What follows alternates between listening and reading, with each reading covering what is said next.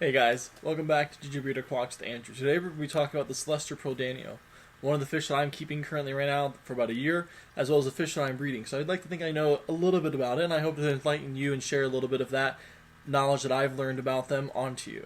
So if you guys like this video and find it helpful, like the video obviously, and if you guys like a lot of the content or like this video in particular, make sure you guys subscribe to my channel for weekly aquarium and aquatics videos.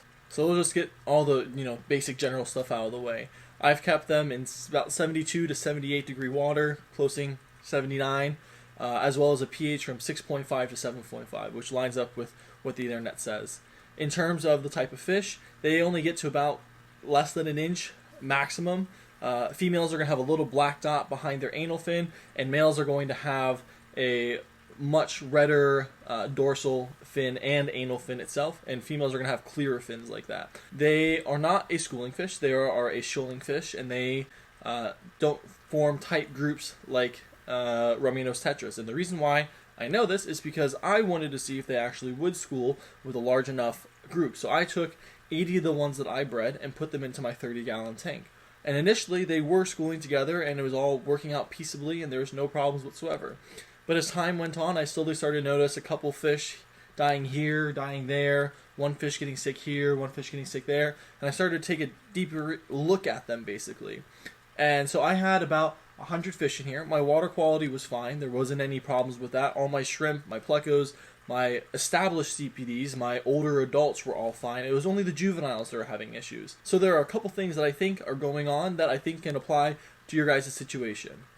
I think, and this is my opinion after having kept these in such a large amount in this tank, is that they need a surface area or a ground covering area that is their habitat or their space, or that is enough space for them to be able to swim around and not be constantly running into one another. I think that it also has to do with the age of the fish, meaning that I had adults going with the juveniles, and the adults already were established in this tank, and they started picking on these juveniles. And as they were getting picked on, they became stressed, and they just slowly started to stop eating and going off feed. And the reason why I think it is stress rather than an illness is that I took fish that were showing the signs, beginning signs of stress, and I moved them to another planted tank.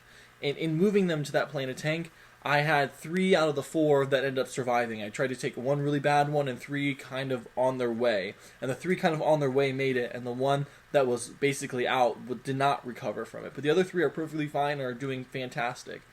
So I think what you need to consider is the surface area of your tank, how much space that they have on the bottom of the tank to claim as their own. I think that I had about 30 adults in there, and those 30 adults were doing fantastic, no problems whatsoever, didn't have any deaths for a very long time. And then I added the 80 in that I bred, and so I bred them in a very clean environment because I am not introducing any diseases. Didn't see any diseases in their other tanks that they were being raised out in. And when they moved into this one, they didn't have a problem for a couple of weeks. And then after that week or so, it materialized into 1, and then a couple, and then a couple more, and then now we're up to about 10 or so. So I think that yes, you should have a good school of them in there, but I don't think you should try putting the same amount of fish that you would say in a school or shoal of neon tetras or Raminos. To give you guys some numbers, my footprint of my tank is 360 square inches, and I had roughly about 30 adults in there. So that means that each adult had roughly 12 square inches to itself. So if you're looking for, a rough starting guideline, that would be my first recommendation. And I couldn't give you a higher one because I haven't found one due to, having 100 fish in there. I can't really accurately tell you that that is a good number to have.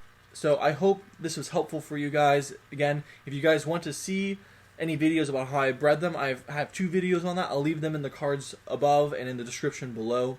And if you guys have any questions for me regarding Celestial Pearl Danios or keeping them, I'll try my best to help answer those questions that you may have. I think they're a fantastic fish, and I think they are a very pretty fish to have in your aquascaped aquariums or planted aquariums, however you want to scape it or do it, up to you. But I think they'd be a great addition to your tank.